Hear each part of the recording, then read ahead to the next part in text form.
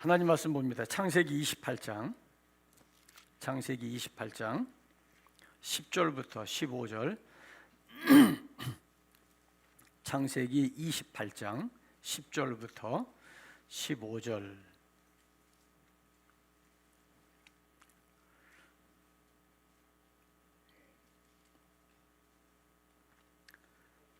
우리 함께 봉독하시겠습니다. 야곱이 브엘세바에서 떠나 하란으로 향하여 가더니 한 곳에 이르러는 해가 진지라.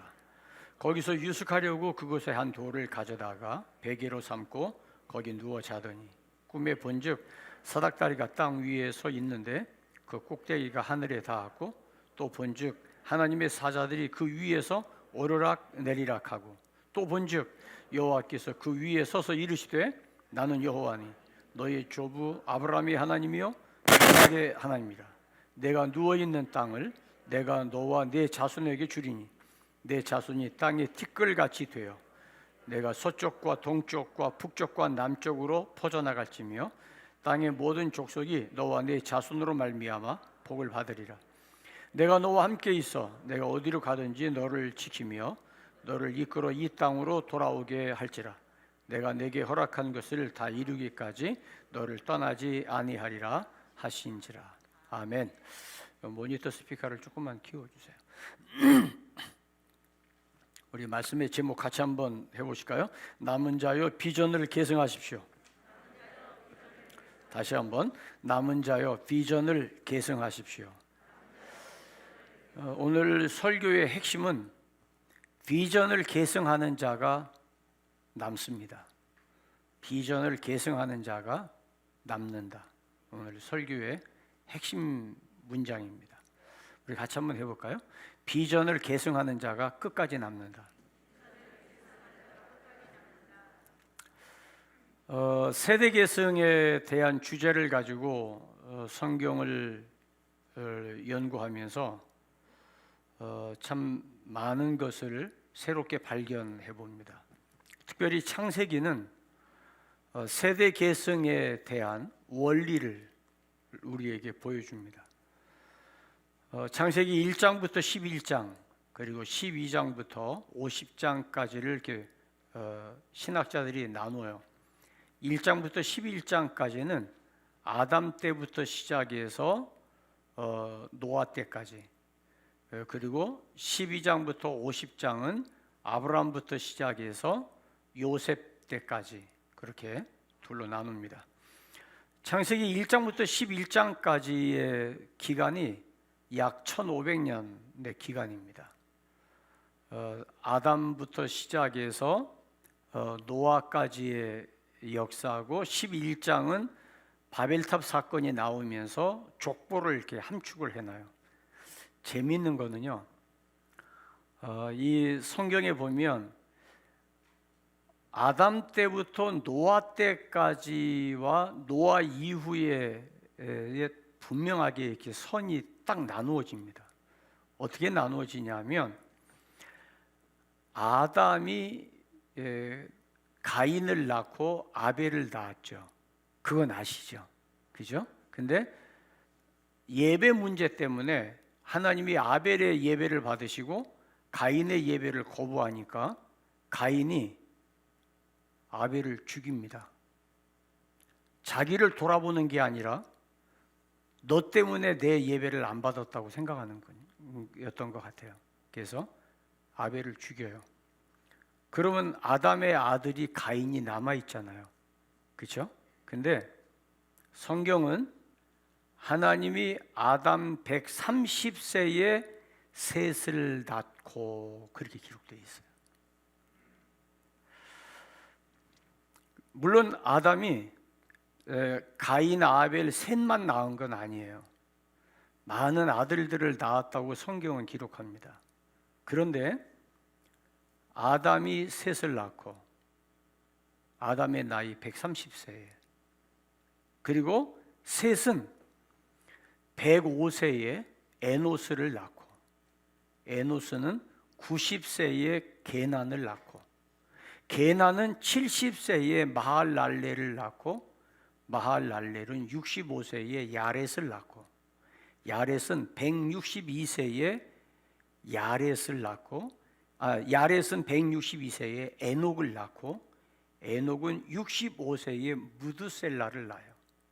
무드셀라가 187세에 라멕을 낳고 라멕 182세에 노아를 낳습니다. 그리고 노아가 502세가 되었을 때 셈을 낳습니다. 왜 제가 이 부분을 말씀드리냐 하면 아담부터 노아 때까지 대개 세대를 계승한 사람들을 낳았던 나이를 기록하고 있어요, 성경에서. 근데 그 나이가 100세 빠르면은 65세 그 사이에 자녀를 낳습니다. 물론 이 이름은 세대를 계승한 사람들의 이름입니다.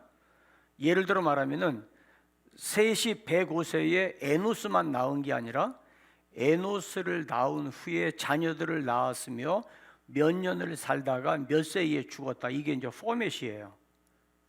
그래서 누구를 낳고 몇 년 동안 자녀를 낳았으며 몇 세에 죽고, 그러니까 한 사람만 낳은 게 아니라 많은 자녀들을 낳았다는 거죠. 근데 그 자녀 이름을 하나를 들은 것은 세대를 계승한 사람이에요. 그래서 성경은 세대 계승자의 명단을 중요하게 여깁니다. 그런데 눈여겨보아야 될 것은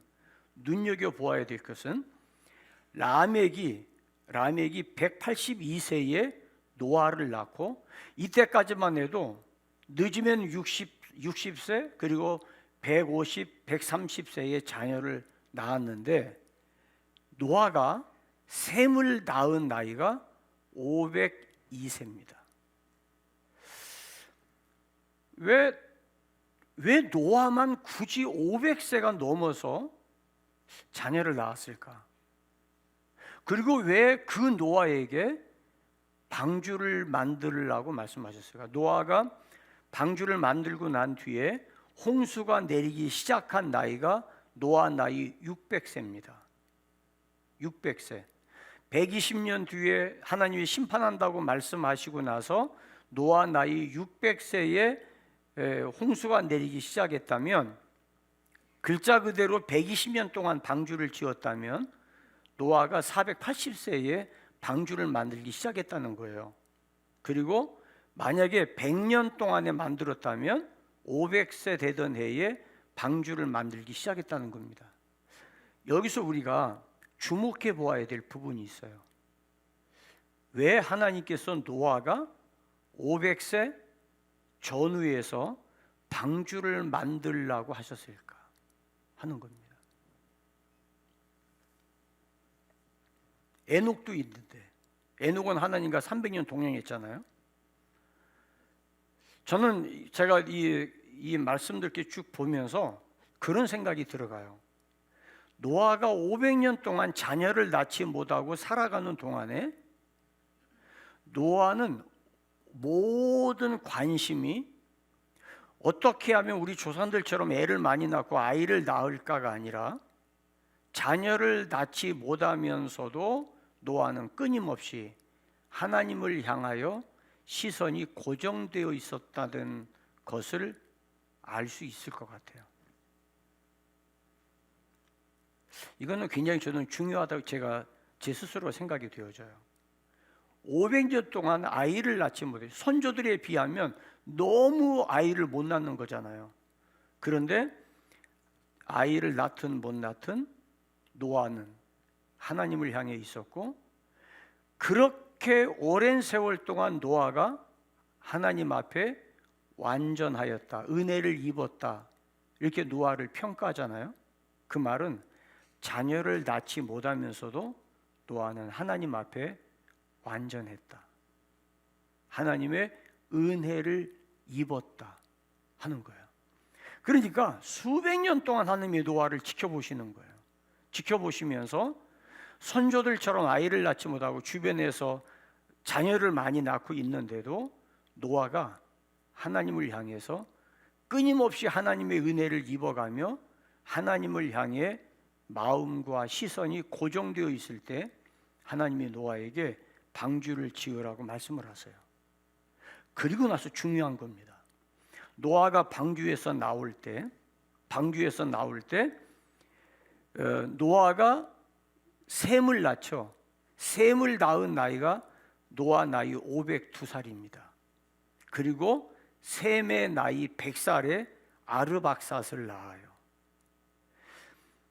방주에서 나온 뒤에 100년이라는 세월이 지나고 나서 방주에서 나오고 그 이듬해, 방주에서 나온 이듬해에 셈이 아들을 낳았는데 아르박삿입니다. 그리고 아르박삿부터는 30대에 아이를 낳습니다. 창세기 11장에 보면 아르박삿 35세에 셀라를 낳고, 셀라 30세에 에벨을 낳고, 에벨 34세에 벨렉을 낳고, 벨렉 30세에 르우를 낳고, 르우 32세에 수룩을 낳고, 수룩 30세에 나홀을 낳고, 나홀 29살에 데라를 낳고, 데라 70세에 아브라함을 낳아요. 그리고 아브라함 나이 100세에 이삭을 낳습니다. 역사를 쭉 연결해 보면 아브라함 때에 노아가 살아 있었어요. 굉장히 중요한 이야기입니다. 노아와 아브라함이 58년 동안을 함께 살았어요. 그러면 이게 무슨 이야기냐면 홍수 이전까지는 100년 이상, 100세 이상이 되어서야 아이를 낳기 시작했고, 노아는 500세가 지나서 셈을 낳았는데 방주에서 나오고 난 뒤에는 30년, 거의 평균 30년의 아이를 낳습니다. 왜 그럴까? 생육하고 번성하는 축복을 하나님이 방주 이후에 주신 거예요. 1500년 동안의 노아 이전의 역사와는 다르게 방주 이후에는 첫 아이를 낳은 게 30세 초반입니다. 그러면서 30세 초반에 아이를 낳으면서 많은 아이들을 낳을 거 아니에요?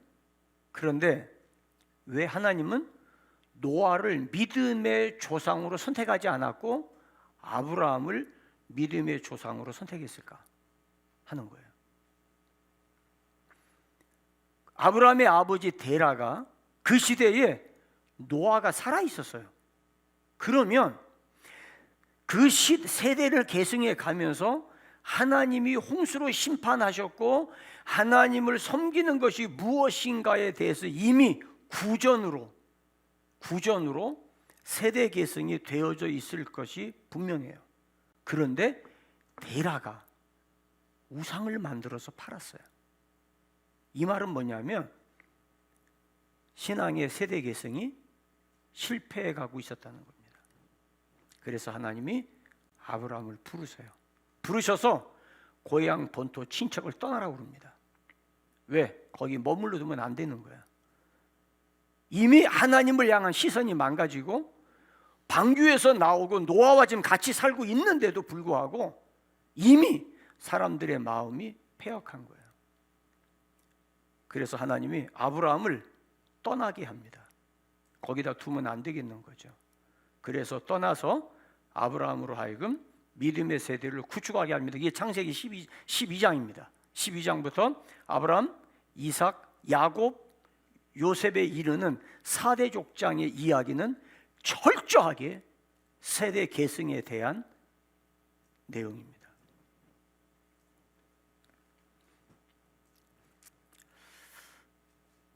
아브라함의 아들 이삭이 태어났을 때는 노아는 죽었고 노아의 아들 셈은 생존해 있었을 때입니다. 이 창세기에서 하나님이 얼마나 중요하게 여기는 세대 계승인가를 우리가 엿볼 수가 있어요. 야곱의 아버지 이삭이, 그리고 이삭의 아버지가 아브라함 아닙니까? 하나님이 아브라함에게 본토 친척을 떠나서 내게 지시할 땅으로 가라고 비전을 주셨어요. 근데 그게 어딘지 몰라요. 근데 가라는 거예요. 왜냐하면 네가 지금 몸담고 있는 너의 본토 친척 고향은 거기서는 믿음의 세대 계승을 이룰 수 있는 환경이 아닌 거예요. 그래서 독립시킵니다. 떠나보내서 아브라함을 하나님이 이끌어 가세요. 몇 세에 부름 받았죠? 75세. 75세. 그리고 그때까지 하나님이 아브라함에게 아들을 안 주세요. 아들을. 그러다가 중간에 이스마엘을 낳습니다.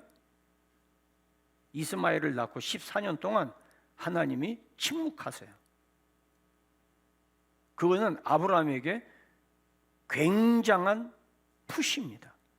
이놈의 자식, 내가 내게 지시할 땅으로 가고 내가 내게 언약한 걸 이룰 때까지 기다리라고 했는데 못 기다리고 덥석 이스마엘을 낳아 준비가 덜 된 거죠. 그래서 14년을 기다리고 이삭을 낳습니다. 그게 아브라함의 나이 100세입니다. 그리고 하나님께서 아브라함의 신앙을 테스트해 봅니다. 100세에 낳은 이삭을 모리아산에 제물로 바치게 합니다. 자, 요 이야기입니다. 기억해 두세요. 제물로 바치게 하면서 이삭은 자기 몸이 제물이 되어지는 경험을 합니다. 이게 무슨 말이냐면 세대 계승의 핵심 키포인트가 예배였다고 하는 사실이에요. 아벨이 뭐 때문에 죽었어요? 예배 때문에 죽었어요. 예배를 멸시하는 가인을 세대 계승할 수가 없어요. 그래서 셋을 주신 거예요. 그래서 아브라함이 하나님 앞에 어느 정도의 예배였냐? 아들을 희생할 만큼의 예배였어요. 통과됐습니다. 그러면서 이삭으로 하여금 아버지 아브라함은 아들을 희생하는 예배였지만 이삭에게는 나를 제물로 드리는 예배가 된 거예요. 그래서 아버지와 아들 사이에 예배가 얼마나 중요한가를 생생하게 깨닫습니다. 그리고 나서 야곱의 나이 77세, 어떤 학자는 76세라고 그래요. 뭐 76세든 77세든 별로 중요하지는 않아요. 그 77세에 이삭이 에서를 부릅니다. 왜냐하면 장자거든요. 그러니까 아버지 아브라함으로부터 받은 비전, 그 비전을 이삭은 에서에게 계승해 주려고 생각을 한 거예요. 그래서 이삭이 에서를 부릅니다. 아들, 너 오늘 사냥해서 특별하게 음식을 좀 만들어 와. 내가 먹고 너에게 너희 할아버지 아브라함으로부터 받은 축복의 비전을 내가 너에게 계승해 주려고 그래. 이삭은 혈통적 장자인 에서에게 세대 계승을 할 계획을 갖습니다. 그런데 아이를 임신해서 출산한 사람은 리브가예요. 리브가가 임신했을 때 하나님께서 큰 자가 작은 자를 섬길 거라고 말씀하셨어요. 그래서 세대 계승은 에서가 아니라 야곱이라는 것을 리브가는 알고 있어요. 근데 남편이 혈통적 장자인 에서에게 계승을 해주려고 하는 거예요. 물론 에서에게 이삭이 축복해 주고 비전을 주어도 하나님은 야곱을 통해 이루어 가실 거예요. 그런데 어머니는 달라요. 야곱을 부릅니다. 너 가서 네 아버지 양 중에서 1년 된 튼튼한 양을 데리고 와. 네가 아버지에게 들어가서 축복의 세대 계승 받아야 돼. 야곱이 뭐라고 그러죠? 어머니, 내가 대신 들어갔다가 축복은 고사하고 저주받으면 난 끝나. 무서워. 그랬더니 어머니가 네가 만약에 저주받으면 그 저주는 내가 짊어질게. 너는 시키는 대로 해. 그래서 야곱이 복을 받습니다. 여기에 우리가 중요한 부분을 기억하셔야 돼요. 혈통적 우위, 계통적 우위가 세대 계승의 전제 조건이 아니라는 거예요. 에서는 장자였어요. 그러니까 권리가 있어요. 그런데 에서는 자기 힘을 의지하고 살아가요. 사냥꾼입니다. 들 사람이에요. 여러분들 오른쪽 다리하고 왼쪽 다리가 나이가 달라요? 똑같잖아요. 그런 얘기 있어요. 하도 다리가 아파서 병원에 갔어요. 내가 오른쪽 다리가 너무 아프다고. 그러니까 선생님이 아이고 이제 한 70년 썼으면 아플 때 됐지 뭐. 그러니까 왼쪽 다리도 70년 됐어. 근데 왼쪽은 안 아파. 야곱의 나이나 에서의 나이가 똑같죠. 쌍둥이니까. 그죠? 그런데 에서는 장자로서 축복의 세대 계승을 할 수 있는 모든 조건을 다 갖추었어요. 그런데 에서는 이미 그때에 결혼해서 아내가 둘이에요. 근데 야곱은 그때까지 결혼을 못했어요. 홀몸이야.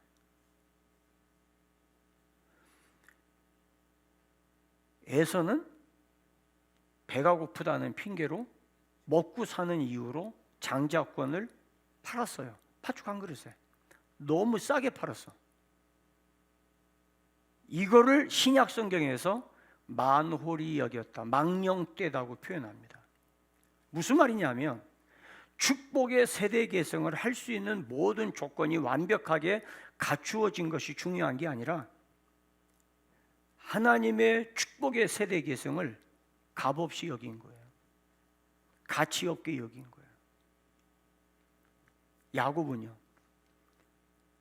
둘째 아들이야. 복을 받을 수가 없어. 그런데 형이 배고픈 사이에 장자권을 팔으라고 그럽니다. 이 말은 무슨 말이냐면 간절한 마음의 소원이 있는 거예요. 따라하실까요? 하나님은 구하는 자의 하나님입니다. 다시 한번, 하나님은 간절히 찾는 자의 하나님입니다. 내 마음과 상관없어요. 내가 얼마나 간절하게 사모하느냐가 중요한 거예요. 이 자리에 와 앉아 있다면 이왕에 와 앉아 있는 김에 은혜를 사모하세요. 이왕에 교회에 왔다면 하나님의 은혜를 좀 갈망하세요. 아멘입니까? 그래서 그 말씀을 내 것으로 움켜줘야 돼요. 여기 왔으니까 자연적으로 되겠지. 아니야. 절대 아니에요. 야곱과 에서를 통해서 우리에게 보여주는 세대계승의 원리입니다. 미국 세들백 교회에 케빈 리라고 하는 30대 초, 아마 31, 32 정도 됐을 것 같은 한국 목사님인데 이름이 케빈 리예요. 목사님이 미국 목사예요. 세들백 교회에 부목사로 있는데 이분이 책을 한 권을 소개를 했어요. 이 책을 쓴 사람이 존 마크 코머라고 하는 분인데 목사님이세요. 이분이 오레곤주 포틀랜드에서 교회를 개척을 하고 이미 30세 되었을 때 교인이 5,000명, 6,000명 막 성장해서 예배를 5부 예배가 6부 예배로 막 증가될 시즌입니다. 너무 피곤한 거예요. 주일날 파김치가 돼요. 그래서 야, 이러다가 나이 40, 50이 되면 나 뭐가 되지? 이런 생각을 해가지고 자기의 영적인 멘토인 존 오트버그 목사님에게 찾아갔어요. 이번에 샌디에고에서 교회를 개척해서 세들백 교회에 있다가 나와서 샌디에고에 교회를 개척했는데 찾아가서 내가 내일을 위해서 내가 원하는 내일을 위해서 오늘 내가 뭘 해야 됩니까? 그리고 질문을 했어요. 그랬더니 이 오트버그 목사님의 멘토가, 이 멘토는 달라스 윌라드예요. 달라스 윌라드 목사님에게 똑같은 질문을 했었던가 봐요. 근데 달라스 윌라드가 이런 이야기를 했어요. 급하고 바쁜 것을 가차없이 제거해라. 급하고 바쁜 것을 가차없이 제거해라. 이게 책 제목이에요. 그래서 존 오트버그 목사님이 물었어요. 그 다음에는요? 없어. 급하고 바쁜 것, 이것이 너의 삶의 적이야. 행복하지 않아. 아무리 이루고 아무리 내가 얻어도 결코 행복하지 않아. 네 인생의 목적이 뭐야? 그 목적을 위해서 너는 지금 그것 때문에 바쁘다고 생각하지, 너는 그것 때문에 분주하게 산다고 생각하지, 바쁨과 분주함을 버리지 않으면 내 인생은 하루아침에 무너져. 달라스 윌라드 목사님은 탁월한 철학자이면서 세계적인 영성학자입니다. 존 오트버그에게 했던 이야기를 오트버그가 이 30대 젊은 목사에게 그 이야기를 해줬어요. 분주하고 바빠야 성공적인 인생을 산다고 생각을 해요. 눈코 뜰 새 없이 바빠야 된다고 생각해요. 여유를 갖고 한가하게 휴식을 하는 것을 죄스럽게 생각을 해요. 특히 목회자인 사람들에게 이거는 용납할 수 없는, 영원히 사함받지 못할 죄를 짓는 거라고 생각해요. 그래서 안식년을 못 가요. 그래서 쉬지를 못해요. 좀 휴가도 가고. 정말 휴가 가서 행복하다고 느끼려면 8일이 돼야 된대요.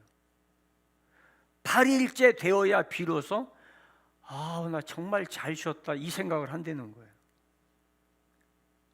이거 연구한 사람 전문가의 이야기입니다.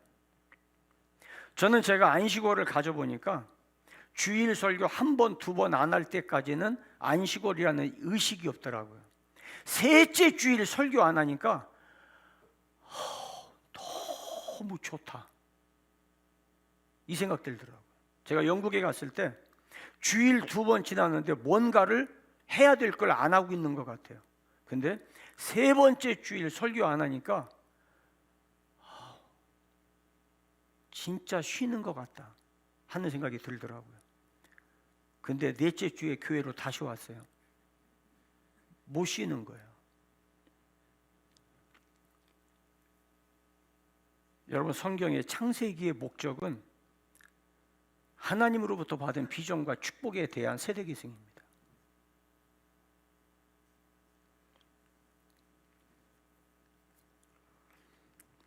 그럼 야곱이 어떤 사람이에요? 창세기 25장 27절 한번 보세요. 창세기 25장 27절.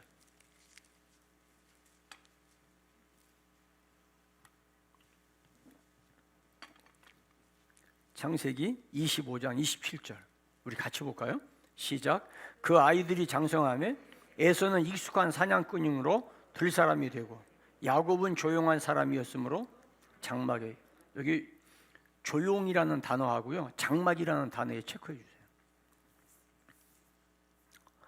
여기 장막이라고 쓰여진 단어가 성경에 계속해서 나오는 단어인데 거처라는 말입니다. 하나님의 거처, 광야의 거처, 장막, 성막, 회막 같은 단어예요. 근데 조용한이라고 하는 이 단어가 굉장히 중요한 단어입니다. 조용하다는 말은 성품으로 고요하고 차분하고 조용하다는 뜻이 아니에요. 이게 지금 어떻게 보면 번역이 조금 잘못된 번역이에요. 이 말의 히브리어의 원래 뜻은 탐입니다. 탐. 이 탐이라고 하는 단어는 그대로 번역을 하면 완전한, 완벽한, 착실한, 건전한, 도덕적으로 순전한, 흠없이 순결한 이런 뜻이에요. 이 단어를 두 사람에게 썼어요. 그게 누구냐면 창세기 6장 9절 노아는 의인이요 당대의 완전한 자라고 할 때 그 완전이라는 단어가 탐이에요. 타밈이라는 단어, 타밈. 그 원어가 탐입니다. 욥기서 1장 1절에 그 사람은 온전하고 라고 말할 때 그 온전하고라는 단어가 탐이에요. 자, 그러면 야곱은 어떤 사람이에요? 야곱은 하나님의 장막에 거하면서 하나님 앞에 온전하고 하나님 앞에 순전하고 하나님 앞에 완벽한 삶을 추구하며 살았다는 것을 알 수 있어요. 그가 100% 완벽하다 그런 의미가 아니에요. 삶의 태도를 두고 하는 말입니다. 욥처럼 그리고 노아처럼. 그런데 야곱 누구의 아들이에요? 이삭의 아들이에요. 이삭이 누구라고요? 자기 몸을 하나님 앞에 제물로 바쳤던 사람.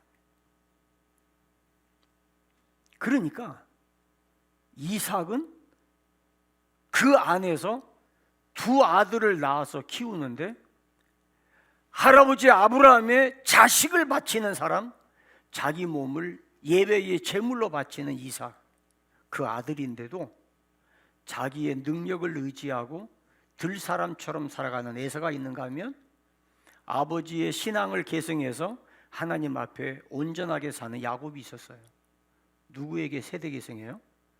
큰아들에게? 아니요, 야곱에게.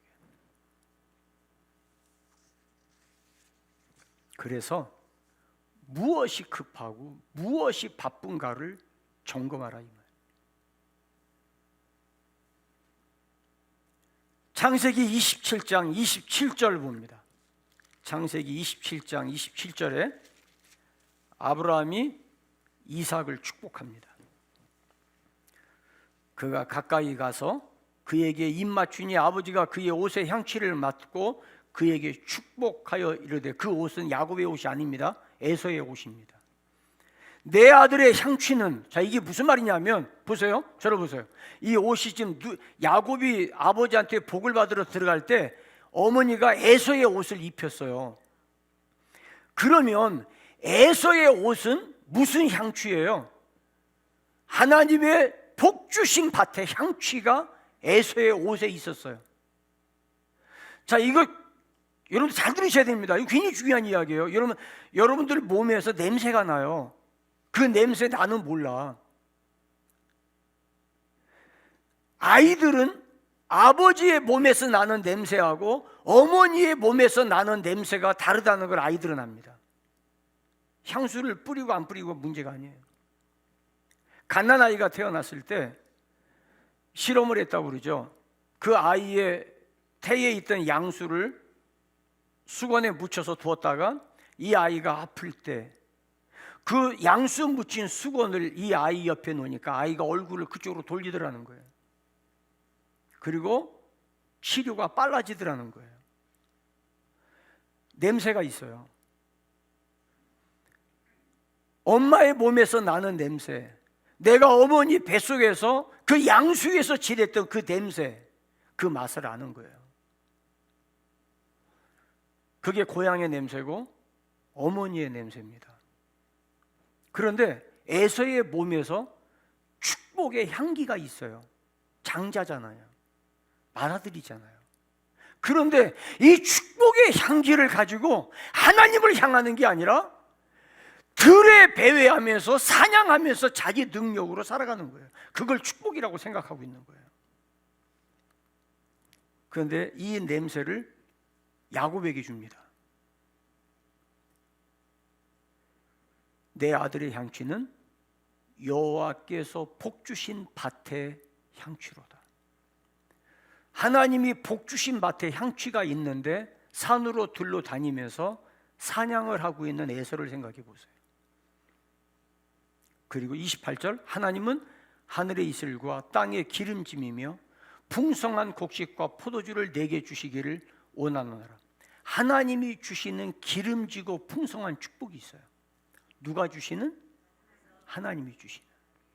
야곱은 내 능력, 아니 똑같은 형제인데 야곱에게는 그 능력이 없겠어요? 근데 야곱은 하나님의 주시는 축복을 갈망하는 거예요. 에서는 내게 있는 기술과 내게 있는 힘을 활용하는 거예요. 근데 야곱은 장막에 거하며 하나님 앞에 온전하게 하나님을 향하여 흐트러짐 없는 하나님께 온전히 의지하는 모습을 가졌어요. 그럼 직장생활 하지 말고 사업하지 말고 그냥 집구석에 있어서 기도만 하란 말이냐? 자꾸 그런 식으로 오해하지 마세요. 내가 직장에서 열심히 일을 하더라도 하나님 의지하면서 하고, 내가 사업하더라도 하나님 의지하면서 하고, 하나님이 공급해 주시는 것을 받겠다고 하는 이 확실한 믿음으로 내가 공부하더라도 내 지혜로 하는 게 아니라 하나님의 주시는 지혜로 하라는 이야기예요. 그게 야곱의 태도예요. 29절, 만민이 너를 섬기고 열국이 내게 굴복하리니, 리더십의 축복입니다. 내 형제들이 주가 되고 내 어머니의 아들들이 내게 굴복하며 너를 저주하는 자는 저주를 받고 너를 축복하는 자는 복을 받기를 원하노라. 축복권이에요. 축복과 저주권입니다. 자, 이 복을 받고 난 뒤에 에서가 가만히 있나요? 어떻게 하려고 그러죠? 야곱 죽이려고 그래요. 자, 보세요. 에서는 자기의 생각, 자기의 판단, 자기의 사고, 자기의 경험을 주로 의지하고 살아가는 사람인 것을 알 수 있어요. 사냥하러 다니니까 바빠, 분주해. 그런데 야곱이 이 복을 받았으니까 야곱을 죽이면 야곱이 받은 복을 자기가 받을 수 있다고 생각하는 거예요. 이해되십니까? 물리적으로 내가 가져올 수 있다고 생각하는 거예요. 환경만 좋으면 나도 잘 될 수 있다고 생각하는 거예요. 야곱은 환경이 아니라, 내가 가진 자산이 아니라 모든 공급은 하나님으로부터 온다고 생각하고 하나님을 절대 의지하는 거예요. 누구처럼? 노아처럼, 그리고 욥처럼. 자, 28장. 이제 어머니가 보니까 에서가 야곱을 죽이면 하나님이 에서도 죽여. 왜냐하면 야곱을 저주하는 자를 하나님이 저주하시고 야곱을 축복한 사람이 복을 받는다고 이미 축복을 했잖아요. 이거 그대로 믿는 거예요. 여기 가감하지 않아요. 자기 나름대로 해석하지 않습니다. 그냥 그대로 믿습니다. 그래서 어머니 리브가가 남편에게 말합니다. 영감, 하루아침에 두 아들 이룰 수 없잖아. 우리 저 야곱을 제 큰애 분노가 좀 풀릴 때까지 우리 친정으로 좀 보내서 거의 잠깐 있게 하면 안 될까? 에서가 허락합니다. 그래서 떠나기 전에 28장 3절 불러서 아버지로서 축복을 합니다. 뭐라고 하냐면, 전능하신 하나님이 내게 복을 주시어 내가 생육하고 번성하게 하시어 내가 여러 민족을 이루게 하시고, 4절 다 같이 시작. 아브라함에게 허락하신 복을 내게 주시되 너와 함께 내 자손에게도 주사 하나님이 아브라함에게 주신 땅, 곧 내가 거류하는 땅을 내가 차지하게 하시기를 원합니다. 자, 보세요. 저를 주목하세요. 지금 이 말을 지금 누가 하고 있어요? 이삭이. 누구에게? 아들 야곱에게. 그런데 누구를 이야기해요? 아브라함을 이야기해요. 아버지 아브라함이 나에게 주었던 축복을 지금은 이삭이 아들 야곱에게 바톤 터치하는 거예요. 축복의 세대 계승이에요.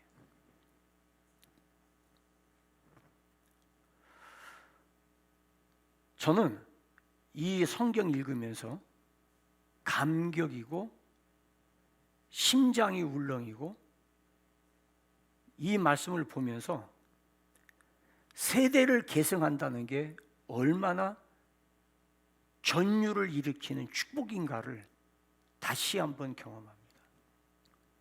여러분들이 받은 은혜, 여러분들이 받은 축복 하루아침에 되지 않습니다.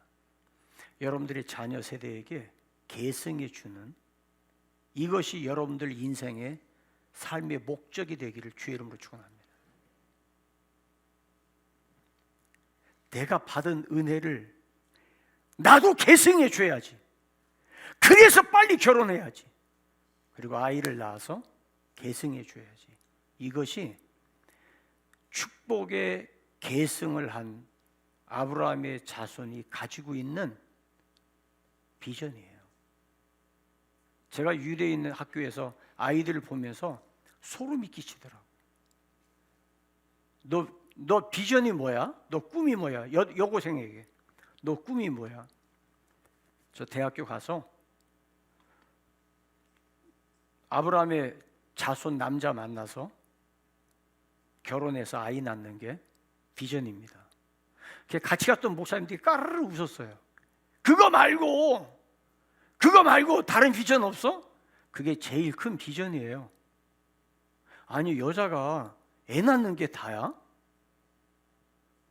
눈이 휘둥그레져요. 무슨 소리예요? 우리의 조상 아브라함이 받았던 그 축복을 계승해 주는 것 이상 내가 할 일이 뭐가 있어요? 저는 LA에 있는 유대인 여고에 가서 여학생들이 하는 이야기를 듣고 전율을 느꼈어요.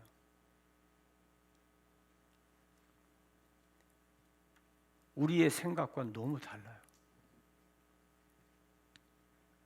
이 축복을 받으면서 아버지의 축복의 세대 계승을 아들에게 해주는, 여러분들 가정에 이 은혜가 있기를 바라요. 하루아침에 되는 거 아닙니다. 내가 한 번 기도했다고 되는 거 아닙니다.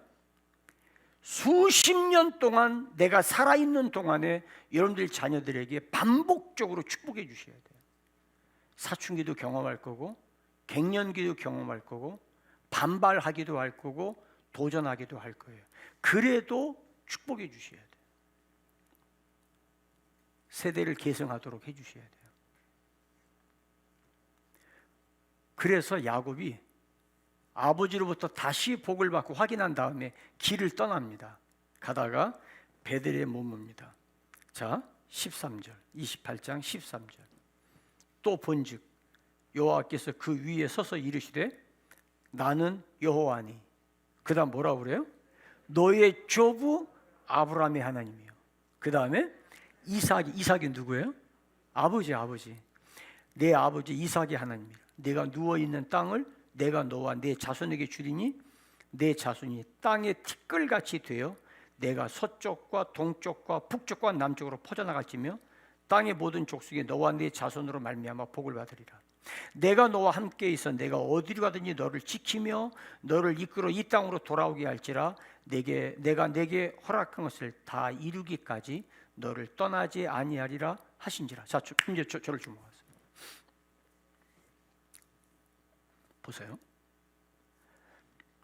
이거는 지금 아버지가 하는 이야기가 아니에요. 누가 하는 말씀이에요? 하나님께서 꿈 가운데 잠들어 자는 꿈 속에서 하나님께서 야곱에게 하시는 말씀이에요. 그러니까 이거는 야곱이 꿈속에서 바라보는 비전이에요. 하나님으로부터 비전을 받는 거, 이걸 비전 캐스팅이라고 그래요. 비전을 내가 붙드는 거예요. 여기서 놀라운 게 있어요. 아버지가 했던 축복이 하나님도 똑같이 하셨어요. 그러면 아버지가 했으니까 하나님이 똑같이 했다고 이해해야 될까요? 아니요. 아버지가 한 이야기는 하나님이 주고자 하는 것을 아버지가 주시는 거예요. 여기에서 야곱은 아버지에 대한 존경, 아버지의 리더십에 대한 절대 복종이 형성이 됩니다. 하나님은 네가 아버지를 공경하면 내가 너를 귀하게 여긴다. 왜? 하나님은 부모를 통해서 자식에게 세대 계승하시기 때문에.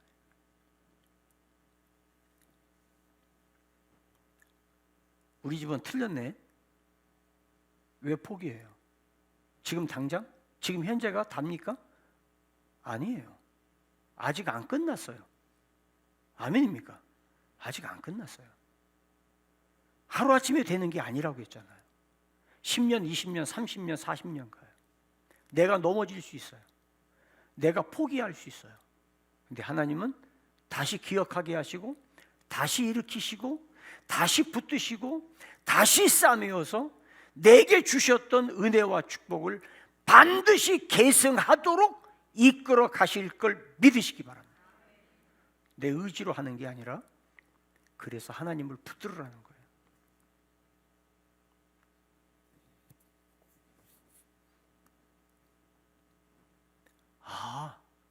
우리 아버지가 하셨던 말씀이 이게 하나님의 목적이었구나, 이게 하나님의 뜻이었구나, 우리 아버지가 정확하게 하나님을 대변하셨구나. 그러면 야곱은 아버지와 할아버지, 손조들에 대한 공격, 아버지 리더십에 대한 확실한 공경이 형성될 수밖에 없어요. 반면에 할아버지 아브라함이나 아버지 이삭은 내 의지가 아니라 하나님께 초점을 맞춰야 돼요. 그래서 하나님의 말씀을 반영해 줘야 돼요. 그럴 때 세대가 계승이 되는 거예요. 그래서 따라합시다. 비전을 계승한 자가 마지막까지 남는다. 다시 한번, 비전을 계승한 자가 마지막까지 남는다. 다시 한번 따라합니다. 나를 지금까지 살려두신 목적은 내게 주신 비전을 계승해 주라고. 아직 안 끝났어요. 내가 살아있다는 말은 아직 안 끝났어. 왜 제가 설교 초두에 아담부터 노아 때 오는 세대 동안에는 왜 100년이 넘는 시간이 지나고서야 세대 계승이 이루어졌는데 홍수 이후에는 30년으로 짧아졌고 다시 데라와 아브라함 때 올 때에는 다시 100년으로 늘어났어요. 무엇을 의미해요? 세대 계승은 하루아침에 되는 게 아니에요. 오래 묵은 나무일수록 거목이 되는 거예요. 쉽게 생각하지 마세요. 내 인생 사는 동안에 사업이 1년, 2년, 10년 늦을 수 있어요. 조바심 갖지 마세요. 여러분들의 자녀들이 대학을 1년, 2년, 3년, 어떤 자녀들은 군대 갔다 와서 대학에 갈 수 있어요. 내가 이제서 대학 가서 뭐해? 누구 생각하는 거예요? 내 마음의 분주함, 내 마음의 바쁨을 빨리 내려놓고 하나님께 초점을 맞추세요.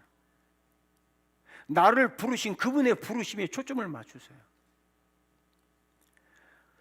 저 사람은 사업도 별거 없는데 아파트 샀대? 나는 언제 아파트 사지? 약 올라. 밥 먹어도 소화가 안 돼. 천신만고 그때 10년 뒤에 아파트 샀어요. 근데 10년 뒤에 아파트는 늦게 샀는데 벌써 그 사이에 10년 지난 아파트는 낡게 되었고 10년 뒤에 내가 산 아파트는 새 아파트가 됐네. 그게 무슨 의미예요? 얼마나 빠르냐는, 신속하냐는 것은 중요하지 않아요. 내가 어떤 방향으로 어떤 태도를 가지고 어떻게 살아가느냐가 중요한 거예요. 그런데 이것만은 기억하세요. 하나님이 주신 기회는 놓치지 마세요. 언젠간 되겠지. 그거는 무책임한 거예요. 하나님이 나에게 지금이라고 사인하시면, 하나님이 지금이라고 말씀하시면 들어가야 돼요.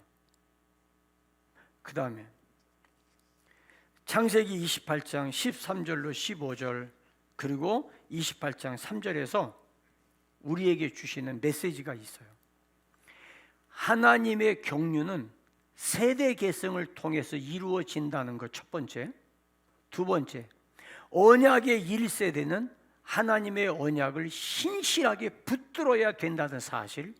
세 번째, 뒤따르는 세대는 앞선 세대의 축복 계승을 갈망해야 된다는 사실.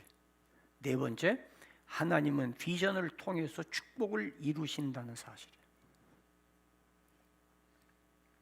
여기에 덧붙여서 비전을 쫓는 사람에게는 반드시 험지를 통과해야 된다는 것을 잊지 마세요. 비전을 붙들고 가는 길에는 반드시 험지를 통과해야 됩니다. 반드시 험지를 통과해야 돼요. 하나님은 이삭을 하나님의 언약의 계승자로 세울 때 모리아 산의 험지에서 포승줄에 묶여 번제단 위에 올려놓는 죽음의 문턱까지 갔었어요. 야곱은 자신의 몸을 제물로 삼았던 아버지 이삭으로부터 하나님의 축복을, 하나님의 비전을 캐스팅하고 난 뒤에 조용한 사람이 장막에 거하던 야곱이 험지로 내몰렸어요. 험지로 내몰렸어요. 욥은 당대의 완전한 자였어요. 그런데 험지로 내몰렸어요. 10남매 다 죽었죠. 어마어마한 재산 다 탈취당했죠. 자기 몸의 건강까지 무너졌어요. 그런데 험지에서도 변함이 없었어요. 그래서 완전하다고 하는 거예요. 힘들어. 벗어나고 싶어. 내가 왜 이런 일이 생기지? 그런 생각도 들어가요.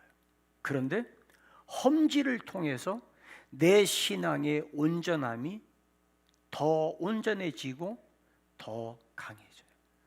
내가 원하지 않던 상황, 내가 원하지 않던 환경, 내가 원하는 것과 정반대의 상황이 주어졌을 때 변함없이 주님을 향한 나의 시선, 주님을 향한 나의 태도가 견고할 때 하나님은 거기에서 나를 일으켜 세우세요.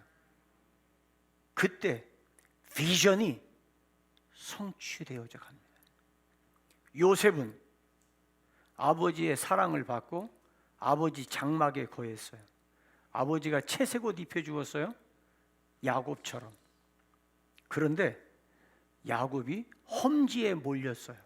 노예가 됐습니다. 죄도 짓지 않았는데 감옥에 들어갔어요. 거기서도 요셉은 하나님이 함께 하셨더라. 왜요? 죄의 유혹이 올 때 뿌리칠 수 있는 거룩한 용기가 있었어요. 험지에서도 흔들리지 않는 거예요.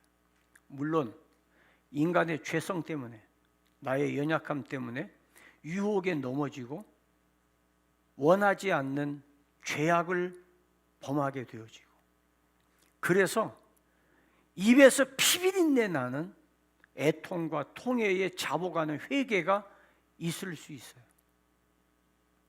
내가 유혹에 넘어져서 죄를 짓고 난 다음에 합리화시키거나 변명하지 마세요. 하나님 앞에 처절하게 회개하세요. 그래서 다시는 같은 죄 반복하지 않을 결단을 하세요. 그리고 험지를 두려워하지 마세요. 하나님이 거기서 붙드세요. 아멘입니까? 보세요. 험지로 내몰렸던 그날 밤 하나님께서 야곱에게 나는 내 조부 아브라함의 하나님, 이삭의 하나님이라. 그리고 하신 말씀이 아브라함에게 하셨던 축복 그대로, 아버지 이삭에게 하셨던 축복 그대로 다시 야곱에게 그대로 주세요. 어제나 오늘이나 영원토록 변함없는 하나님이세요. 그 축복을, 정통성을 이어받는 야곱, 얼마나 가슴 벅찼겠어요. 그리고 난 뒤에 비전을 계승한 사람에게 나타나는 특징이 16절로 22절에 기록이 되어 있어요. 첫 번째로 16절 17절 봅니다. 야곱이 잠이 깨어 이르되 여호와께서 과연 여기 계시거늘 내가 알지 못하였도다. 여호와께서 과연 우리 학교에 계시거늘 내가 알지 못하였도다. 여호와께서 내가 직장에 머무는데 여기 계실 때 내가 알지 못하였도다. 내가 있는 사무실에 하나님이 함께 계시다는 걸 내가 알지 못하였도다. 우리 가정에 하나님이 함께 계시다는 걸 내가 알지 못하였도다. 내가 몰랐어도 하나님은 함께 하셨어요. 내가 몰랐는데도 하나님은 거기 계셨어요. 따라 하시겠습니다. 내가 미처 모를 때에도 주님은 나와 함께 계셨다. 여러분 가슴이 찡하지 않으세요? 내가 미처 알지 못하는 거기에도 하나님은 나와 함께 계셨다. 이게 지금 야곱의 고백이에요. 비전 캐스팅한 사람의 고백이에요. 그러면서 뭐라고 그랬어요? 17절 두려워하여 이르되 두렵도다 이것이요 이것은 다름 아닌 하나님의 집이요 이는 하늘의 문이다. 이 말이 계속해서 나와요. 하나님의 집, 하늘의 문. 교회는 하늘로 향하는 문이에요. 교회를 사랑하세요? 여러분들을 위해서요. 그래서 진솔한 신앙의 고백이 비전을 캐스팅하면 나오게 되어 있어요. 거룩한 두려움이 있어요. 두 번째로는 18절 19절입니다 18절 19절 같이 읽어볼까요? 시작. 야곱이 아침에 일찍 일어나 베개로 삼았던 돌을 가져다가 기둥으로 세우고 그 위에 기름을 붓고 그곳 이름을 베들이라 하였더라. 이 성의 옛 이름은 루스데. 베들의 뜻이 뭐죠? 하나님의 집이라는 뜻이에요. 그 앞에서 하나님의 집이요 하늘의 문이라고 했잖아요. 그게 베델이에요. 다시 말하면 내게 주어진 베델을 구별하는 거예요. 어떻게 해요? 기둥으로 세우고 기름을 붓고. 여러분들의 기둥이 뭡니까? 여러분들은 무엇을 기둥으로 삼으세요? 학벌? 직장? 사업? 인생을 의지하지 마라. 그 코의 호흡은 가치로 계산할 의미가 없다고 이사야 선지자가 이야기했어요. 내가 기댈 기둥 하나님의 집이에요. 여러분 한 분 한 분이 하나님의 교회에 기둥이 되었으면 좋겠어요. 옆 사람 보고 인사해 볼까요? 우리 교회에 기둥이 되어주세요. 아니 어영부영 하지 말고 제대로 한번 해봐요. 다시 한번. 우리 교회 기둥이 되어주세요. 할렐루야. 아멘입니까? 기둥이 많다는 말은 집이 크다는 얘기예요. 그렇죠? 집은 조그마한데 기둥이 빡빡해 봐요. 거기 사람 어떻게 들어가요? 기둥이 많다는 얘기는 집이 크다는 얘기예요. 여러분 한 분 한 분이 전부 대전 세조왕께 기둥이 되어져서 온 세상을 덮기를 주의 이름으로 축원합니다. 저 위의 기둥들, 우리 아름다운 기둥, 우리 대전 세조왕 교회에 흔들림 없는 기둥이 되어지기를 주님의 이름으로 축원합니다. 베델이라 하였더라. 하나님의 집이에요. 내가 기대고 내가 의지할 기둥이 무엇이냐 그 말이죠. 마지막 세 번째 20절로 22절입니다. 야곱이 서원하여 이르되 하나님이 나와 함께 계셔서 내가 가는 이 길에서 나를 지키시고 먹을 떡과 입을 옷을 주시어 내가 평안히 아버지 집으로 돌아가게 하시오면 여호와께서 나의 하나님이 되실 것이요 내가 기둥으로 세운 이 돌이 하나님의 집이 될 것이요 하나님께서 내게 주신 모든 것에서 10분의 1을 내가 반드시 하나님께 드리겠나이다 하였더라.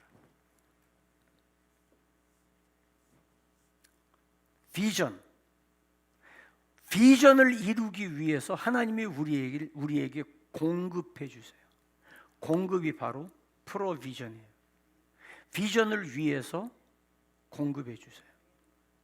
그러니까 야곱이 지금 이 말하는 것이 11조 하겠다는 그 얘기가 아니라 그 말이 그 의미가 아니라 하나님의 나에게 주신 축복과 비전을 이루기 위해서 내게 공급되어지는 모든 것은 내가 나가서 사냥해서 얻은 게 아니라 내가 농사해서 얻은 게 아니라 내가 사업자리에서 얻은 게 아니라 하나님이 공급해 주신, 하나님의 비전을 위해서 공급해 주셨다고 하는 사실을 고백하는 것이 11조예요. 하나님으로부터 비전을 받지 못했다, 하나님으로부터 그 축복이 나와 상관없다면 11조 안 해도 괜찮아요.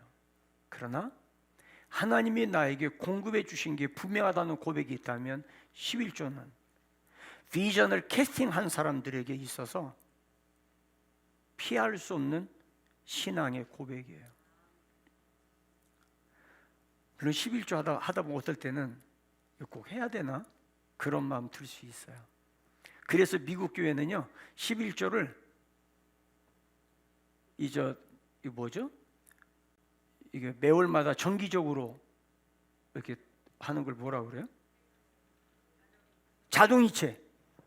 아예 자동이체를 해놔서 내가 잊어버려도 은행에서 알아서 11조가 가도록, 온라인 11조 하도록 미국 교회는 이게 보편화되어 있어요. 왜냐하면 우리가 살다 보면 급하고 어려울 때는 빼먹고 싶어지거든. 저는 굉장히 이 시대에 아주 좋은 지혜라고 생각해요. 하나님이 나에게 축복해 주시고 이 축복을 통해서 이루기를 원하시는 하나님의 비전, 이 비전을 위해서 공급해 주시는 그것을 하나님이 주셨다는, 하나님으로부터 왔다는 고백, 거기에 내 삶에 행복이 있고 거기에 기쁨이 있고 은혜가 있어요. 저는 우리 대전 세종안교 우리 성도들이 이 기쁨에 함께하기를 주의 이름으로 축원합니다. 결론으로 말씀드려요. 이제부터 비전을 계승한 이제부터 무슨 일을 만나든지 만사 형통한 삶을 살게 될 것을 믿으시기 바랍니다. 두려워하지 마세요. 나의 갈 길 다가도록 예수 인도하시니. 아멘. 무슨 일을 만나든지 만사형통하리라. 왜요? 하나님이 주신 비전을 캐스팅했어. 내가 비전을 따라가. 코로나 바이러스가 세상을 다 뒤집어도 나는 하나님의 비전을 따라가. 그래서 하나님이 나에게 공급하신 모든 것은 하나님으로부터 왔다는 고백이야. 결론 마지막 두 번째, 저 높은 곳을 향해서 담대하게 나아가도록 흔들리지 않기를 바라요. 찬송가 491장 우리 펴놓으시고 이 찬송 부를 텐데, 저 높은 곳을 향하여 날마다 나아갑니다. 내 주여 내 맘 붙드사 그곳에 있게 하옵소서. 이 찬송은 빨리 부르면 안 돼요. 느리게 부르라고 써 있어. 근데 자꾸 빨리 부르려고 그래. 성질이 급해가지고. 이 찬송 부르면서 에스겔서 36장 37절에 주 여호와께서 이같이 말씀하셨느니라. 그래도 이스라엘 족속이 이같이 자기에게 이루어 주기를 내게 구하여야 할지니라. 하나님이 나에게 이렇게 준다고 하셨을 때, 아 그러면 되겠네, 그리고 가만히 있으면 안 돼요. 하나님 앞에 끊임없이 구해야 돼요. 이루어 주시기를. 그게 야복강에서 야곱의 기도였어요. 아멘입니까? 천사와 씨름에서 이겼을 때 뭐라고 그랬어요? 네가 하나님과 더불어 겨루어 이겼다. 이 말이 72역에서는 네가 하나님을 힘입어 이겼다고 되어 있어요. 하나님과 더불어 이겼다. 비전을 계승했다면 내 힘이 아니라 하나님과 더불어 이기세요. 하나님과 더불어 비전을 축복으로 만드세요. 하나님과 더불어 공부하세요. 하나님과 더불어 가정에 머무세요. 하나님과 더불어 사업에 도전하세요. 하나님과 더불어 비겁하게 도망가지 말고 이 시대를 향하여 하나님의 비전을 테스팅하고 도전하기를 주의 이름으로 축복합니다.